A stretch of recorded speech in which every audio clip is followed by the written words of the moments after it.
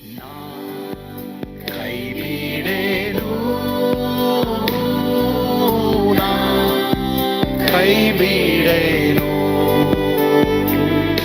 ಆ ಮಾತು ಹೇಳಿದ ತಾ ಹೇಳಿದ ನಲ್ಲವೇ. ನಾ ಕೈ ಬಿಡೇನು, ನಾ ಕೈ ಬಿಡೇನು, ಆ ಮಾತು ಹೇಳಿದ ತಾ ಹೇಳಿದ ನಲ್ಲವೇ. ಯೇಸು ಕೈ ಬಿಡನು ದೈನಂದಿನ ಸತ್ಯವೇದ ಅಧ್ಯಯನಕ್ಕೆ ನಿಮ್ಮೆಲ್ಲರನ್ನು ಆಹ್ವಾನಿಸುತ್ತೇನೆ. ಈ ದಿನವೂ ಸಹ ನಾವು ನರಕಕ್ಕೆ ಹೋಗಬೇಡಿ, ಪರಲೋಕವನ್ನು ತಪ್ಪಿಸಿಕೊಳ್ಳಬೇಡಿ, ಈ ವಿಷಯದ ಕುರಿತು ಸಂದೇಶ ನಮ್ಮ ಸಭೆಯಲ್ಲಿ ಅನೇಕರು ಕೇಳಿ ಆಶೀರ್ವಾದ ಹೊಂದಿದ್ರು. ನೀವು ಸಹ ಕೇಳಿಸ್ಕೊಳ್ಳ್ರಿ, ಆಶೀರ್ವಾದ ಹೊಂದ್ರಿ. ಮಾತುಗಳದೆ ಹೃದಯದಿಂದ ನಂಬಿ ಯೇಸುವನ್ನ ಬಾಯಿಂದ ಅರಿಕೆ ಮಾಡ್ರಿ. ಕರ್ತನ ಈ ಸಂದೇಶದ ಮೂಲಕವಾಗಿ ನಿಮ್ಮನ್ನು ಆಶೀರ್ವದಿಸಿದೆ. ಸರಿ, ಈಗ ಈ ವಾಕ್ಯ ಓದ್ರಿ ಎಲ್ಲರೂ. ಪ್ರಕಟಣೆ 20ನೇ ಅಧ್ಯಾಯ 11-15 ಓದೋಣ. ಪ್ರಕಟಣೆ 20:11-15. ಶುರು ಮಾಡ್ರಿ. ಆಮೇಲೆ ಬೆಳಗಿರುವ ಸಿಂಹಾಸನವನ್ನು ಅದರ ಮೇಲೆ ಕೂತಿದಾತನನ್ನು ಕಂಡೆನು. ಆತನೆದುರಿನಿಂದ ಭೂಮಿ ಆಕಾಶಗಳು ಓಡಿ ಹೋಗಿ ಇನ್ನು ಕಾಣಿಸದ ಅಗಾಧವು. ಇದಲ್ಲದೆ ಸತ್ತವರಾದ ದೊಡ್ಡವರು ಚಿಕ್ಕವರು ಸಿಂಹಾಸನದ ಮುಂದೆ ನಿಂತಿರುವುದನ್ನು ಕಂಡೆನು. ಆಗ ಪುಸ್ತಕಗಳು ತೆರೆಯಲ್ಪಟ್ಟವು ಮತ್ತು ಜೀವಬಾಧ್ಯರ ಪಟ್ಟಿ ಎಂಬ ಇನ್ನೊಂದು ಪುಸ್ತಕವು ತೆರೆಯಲ್ಪಟ್ಟಿತ್ತು. ಆ ಪುಸ್ತಕಗಳಲ್ಲಿ ಬರೆದಿದ್ದ ಸಂಗತಿಗಳ ಆಧಾರದಿಂದ ಅವರವರ ಕೃತ್ಯಗಳ ಪ್ರಕಾರ ಸತ್ತವರಿಗೆ ನ್ಯಾಯ ತೀರ್ಪಾಯಿತು. ಸಮುದ್ರವು ತನ್ನೊಳಗಿದ್ದ ಸತ್ತವರನ್ನು ಒಪ್ಪಿಸಿತು. ಮೃತ್ಯುವು ಪಾತಾಳವು ತಮ್ಮ ವಶದಲ್ಲಿದ್ದ ಸತ್ತವರನ್ನು ಒಪ್ಪಿಸಿದವು. ಅದರಲ್ಲಿ ಪ್ರತಿಯೊಬ್ಬನಿಗೂ ಅವನವನ ಕೃತ್ಯಗಳ ಪ್ರಕಾರ ನ್ಯಾಯ ತೀರ್ಪಾಯಿತು. ಆಮೇಲೆ ಮೃತ್ಯುವು ಪಾತಾಳವು ಬೆಂಕಿಯ ಕೆರೆಗೆ ದೊಬ್ಬಲ್ಪಟ್ಟವು. ಆ ಬೆಂಕಿಯ ಕೆರೆಯು ಎರಡನೆಯ ಮರಣವು. ಯಾವನ ಹೆಸರು ಜೀವಬಾಧ್ಯರ ಪಟ್ಟಿಯಲ್ಲಿ ಬರೆದಿದ್ದಾಗೆ ಕಾಣಲಿಲ್ಲವೋ ಅವನು ಬೆಂಕಿಯ ಕೆರೆಗೆ ದೊಬ್ಬಲ್ಪಟ್ಟನು. ಕಡೆಯದಾಗಿ ಎಂಥ ಅಂತಸ್ತಿನಲ್ಲಿದ್ರೂ ಪರವಾಗಿಲ್ಲ, ಚಿಕ್ಕವರಾಗಲಿ ದೊಡ್ಡವರಾಗಲಿ ಎಲ್ಲರೂ ಬಿಳಿ ಸಿಂಹಾಸನ ಮುಂದೆ ನಿಲ್ಲಲೇಬೇಕು. ಆದರೆ ವರ್ಡಿಟ್ಟಾಗದೆ ಏನು ಗೊತ್ತಾ, ಯೇಸುವನ್ನು ನಂಬದೆ ಮತ್ತು ಯೇಸುವನ್ನು ನಂಬಿ ಪಾಪದಲ್ಲಿ ಜೀವಿಸುವ ಯಾರೇ ಆಗಿದ್ರು, ದೇವರಿಗೆ ಸಮಯ ಕೊಡದೆ ಹೋದರೆ, ತಮ್ಮ ಜೀವಿತದಲ್ಲಿ ಬೇಜವಾಬ್ದಾರಿಯಿಂದ ಜೀವಿಸುವಂಥ ಯಾರೇ ಆಗಿದ್ರು ಈ ಅಗ್ನಿ ನರಕದಲ್ಲಿ ಉರಿತಾರೆ ಅನ್ನೋದು ಖಂಡಿತ. That's the verdict. ಇವತ್ತೇ ತೀರ್ಮಾನ ಮಾಡ್ರಿ. ಸರಿ, 2ನೇ ಪಾಠ ಏನು ಅನ್ನೋದನ್ನ ನಾವು ನೋಡೋಣ. ಓದಮ್ಮ. ನೀನು ಪರಲೋಕಕ್ಕೆ ಹೋಗಬೇಕು, ಪರಲೋಕಕ್ಕೆ ತಪ್ಪಿಸಿಕೊಳ್ಳಬೇಕು. You really want to go to heaven, you don't want to miss heaven. 2ನೇ ಪಾಠ ನೋಡಿದ್ರಾ? ಆಗೋಯ್ತು. 2ನೇ ಪಾಠ ಕ್ಲೋಸ್. ಇದು ಮುಗೀತು. Whatever you do, don't go to hell. ನೀನೇನೇ ಮಾಡಿದ್ರು ನರಕಕ್ಕೆ ಹೋಗ್ಬೇಡ. 2ನೇ ಪಾಠ, ನೀನು ನಿಜವಾಗ್ಲೂ ಪರಲೋಕಕ್ಕೆ ಹೋಗ್ಬೇಕು, ಪರಲೋಕಕ್ಕೆ ತಪ್ಪಿಸಿಕೊಳ್ಬೇಡ. ಎಲ್ಲರೂ ಈ ವಾಕ್ಯ ಓದ್ರಿ. ಯೆಹೋಶುವ 24:15. ಎಲ್ಲರೂ ಒಟ್ಟಾಗಿ ಓದೋಣ. ಯೆಹೋವನನ್ನ ಸೇವಿಸುವುದು ನಿಮಗೆ ಸರಿ ಕಾಣದಿದ್ದರೆ ಯಾರನ್ನು ಸೇವಿಸಬೇಕೆಂದಿದ್ದೀರಿ? ಇವತ್ತೇ ಆರಿಸಿಕೊಳ್ಳಿರಿ. ನಿಮ್ಮ ಪೂರ್ವಿಕರು ಯೂಫ್ರಟಿಸ್ ನದಿಯ ಆಚೆಯಲ್ಲಿ ಸೇವಿಸುತ್ತಿದ್ದ ದೇವತೆಗಳು, ಈ ದೇಶದ ಮೂಲ ನಿವಾಸಿಗಳಾದ ಅಮೋರಿಯರ ದೇವತೆಗಳು ಹೇಳಿ, ನಾನೂ ನನ್ನ ಮನೆಯವರು ಯೆಹೋವನನ್ನೇ. ಎಲ್ಲ ಹೇಳಿ ಗಟ್ಟಿಯಾಗಿ ಹೇಳಿ. ನಾನೂ ನನ್ನ ಮನೆಯವರು ಯೇಸುವನ್ನೇ ಸೇವಿಸ್ತೀವಿ. ನಾನು ನನ್ನ ಮನೆಯವರು ಯೇಸುವನ್ನೇ ಸೇವಿಸ್ತೀವಿ. ಇನ್ನೊಂದು ವಾಕ್ಯ ಇದೆ ನೋಡಿ, ಲಾಸ್ಟ್ ವಾಕ್ಯ ಓದ್ಬಿಡೋಣ. ಪ್ರಕಟಣೆ 21:3-5. ಎಲ್ಲರೂ ಓದಿ ವಾಕ್ಯ.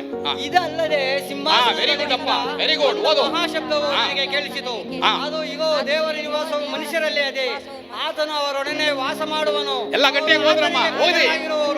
ದೇವರು ತಾನೇ ಅವರ ಸಂಗಡ ಇರುವನು. ಅವರ ಕಣ್ಣೀರನ್ನೆಲ್ಲ ಒರೆಸಿ ಬಿಡುವನು.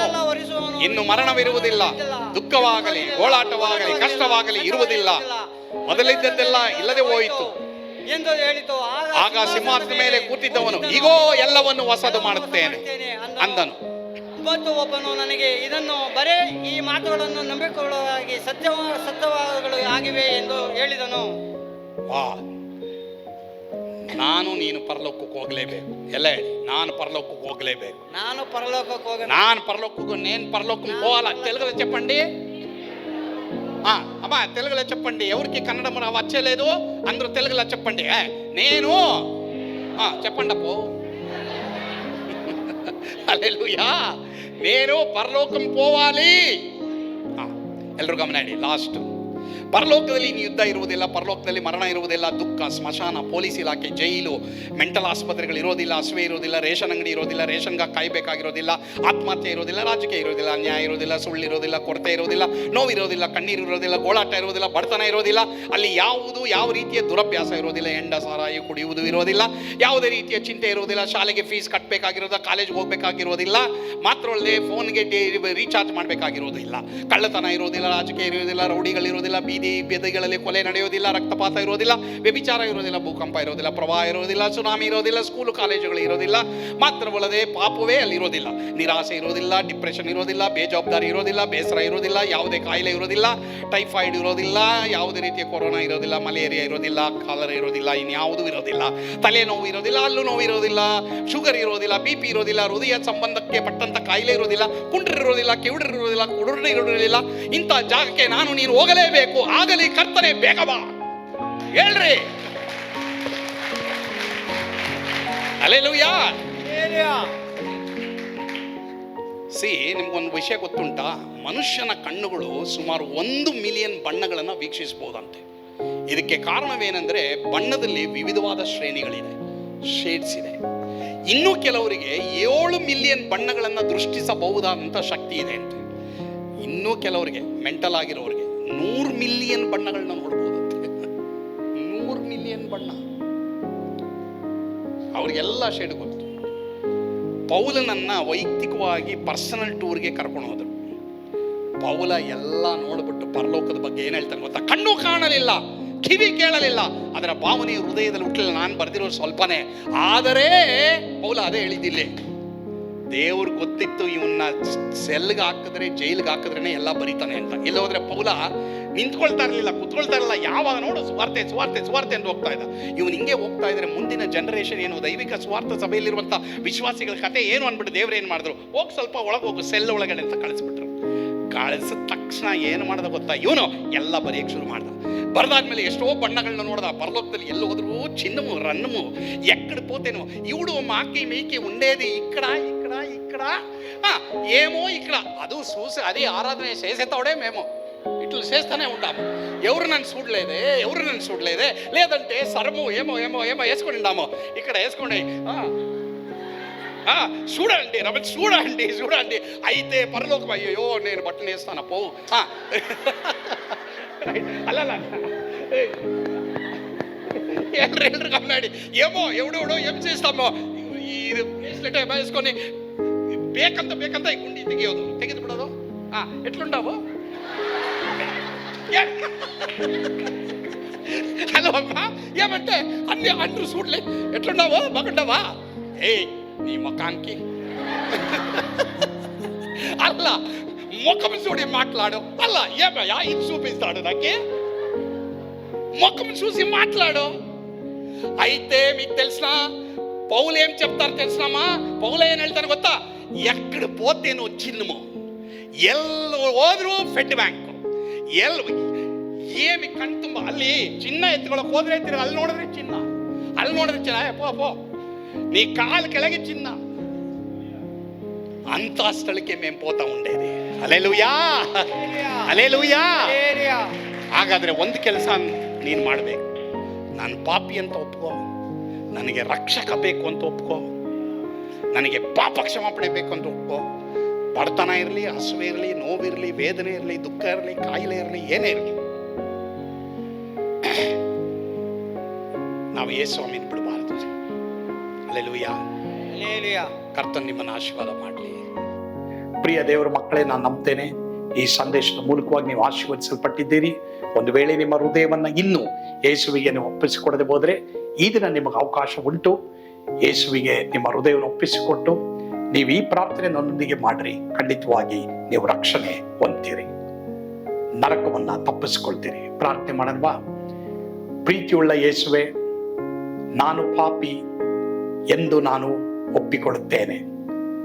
ನನ್ನ ಪಾಪ ಕ್ಷಮಾಪಣೆಗಾಗಿ 2000 ವರ್ಷಗಳ ಹಿಂದೆ ಶಿಲುಬೆ ಮೇಲೆ ನನಗಾಗಿ ಸತ್ತು ಸಮಾಧಿಯಲ್ಲಿ ಇಡಲ್ಪಟ್ಟು 3ನೇ ದಿನ ಎದ್ದು ಬಂದಿ ಎಂದು ಹೃದಯದಿಂದ ನಂಬಿ ಬಾಯಿಂದ ಅರಿಕೆ ಮಾಡುತ್ತೇನೆ.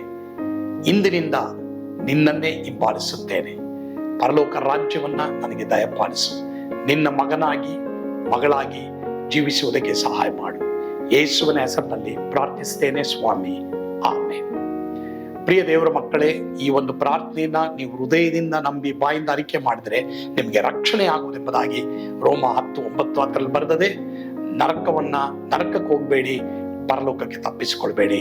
ಕರ್ತನು ನಿಮ್ಮನ್ನು ಆಶೀರ್ವದಿಸಲಿ. ಆಮೆನ್.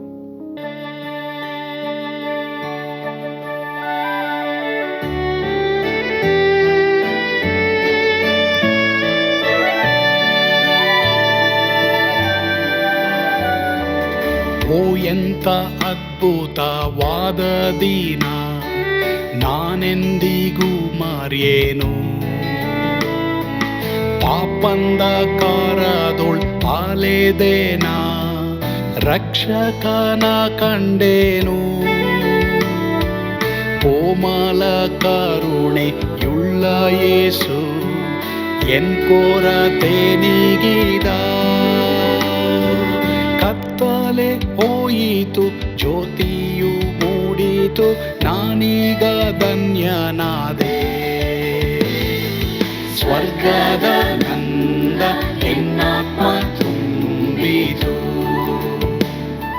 ಶಿಲುಬೆನಾಗ ಎನ್ ಸ್ವಸ್ಥಗೈದನು. ಎನ್ ಪಾಪ ತೋಳೆದ, ಈರುಳ ದಿನಕ್ಕೆ ತಿರುಗಿದ. ಸ್ವರ್ಗದ ನಂದ ಎನ್ನಾತ್ಮ ತುಂಬಿತು.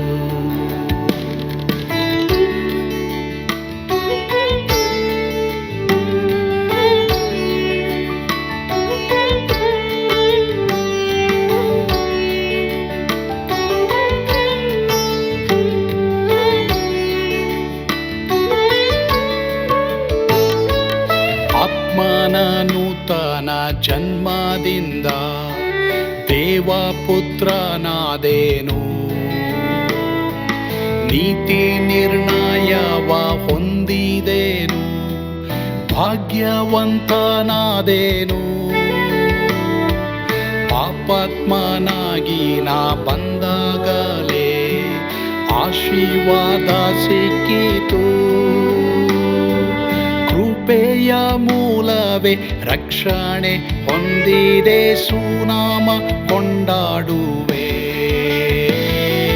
ಸ್ವರ್ಗದ ನಂದ ಎನ್ನಾತ್ಮ ತುಂಬಿತು, ಶಿಲುಬೆನಾಗ ಎನ್ ಸ್ವಸ್ಥಗೈದನು. ಎನ್ ಪಾಪ ತೋಳೆದ, ಈರುಳ ದಿನಕ್ಕೆ ತಿರುಗಿದ. ಸ್ವರ್ಗದ ನಂದ ಎನ್ನಾತ್ಮ ತುಂಬಿತು.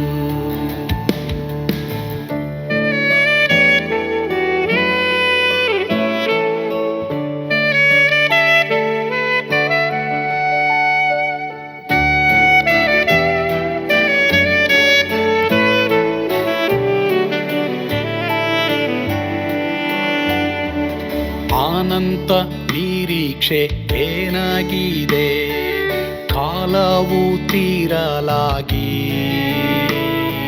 ಸ್ವರ್ಗದ ಭವ್ಯ ಬಿಡಾರದಲ್ಲಿ ನಿತ್ಯವಾಗಿ ಇರುವೆ. ಶಿಲುಬೆ ನನಗೆ ಆಶ್ರಯವೇ, ನಂಬಿಕೆಗಾಧಾರವೇ. ನಿತ್ಯ ಐಶ್ವರ್ಯವ ದಿವ್ಯಾಶೀರ್ವಾದವ ಕರ್ತ ಇವನೇ ನಗೆ. ಸ್ವರ್ಗದ ನಂದ ಎನ್ನಾತ್ಮ ತುಂಬಿತು, ಶಿಲುಬೆನಾಗ ಎನ್ ಸ್ವಸ್ಥಗೈದನು. ಎನ್ ಪಾಪ ತೋಳೆದ, ಈರುಳ ದಿನಕ್ಕೆ